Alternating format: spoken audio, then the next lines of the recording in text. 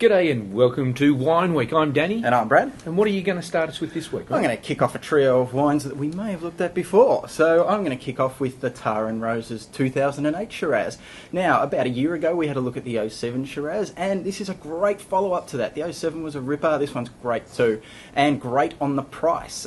We picked this up for about $18 a bottle, which is fantastic buying for a Heathcote Shiraz that has really come out of nowhere. These guys only really got together and created this label about 5 or 6 years ago, and in a short space of time they're doing some wonderful things, managing to source some really good Heathcote grapes that have been growing in the district for quite some time.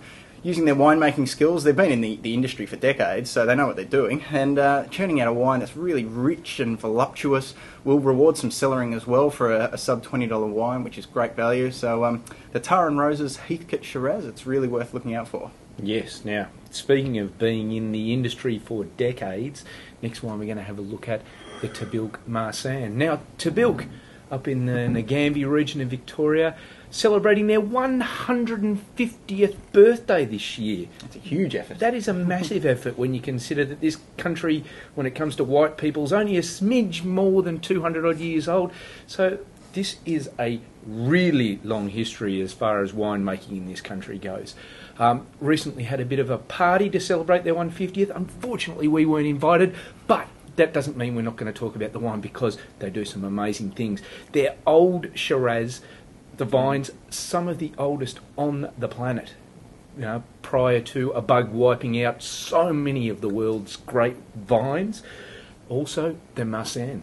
Their vines, definitely some of the oldest, if not the oldest in the world, still producing wine, and an amazing wine it is too. Now, Marsanne, not exactly the most renowned label on the shelves out there. You're certainly not going to see millions of litres of it like you do with Sauv Blanc and Chardonnay, but it's a very nice wine. If you've got the chance on a Sunday afternoon when it's not too chilly, crack one of these, open it up, put it together with some soft cheeses, some quince paste. It will go absolutely beautifully, and it is a great wine that will handle 10 odd years of cellaring. So have a go at it. If you find it, celebrate with the guys. Oh look, and Tahbilk, this Marsanne, one of the best things is the price. $10, you can pick it up at a lot of retailers around the traps, and when you consider it can go for the distance, then it's great buying. So. Yeah, almost criminal, but not for us. Good for us.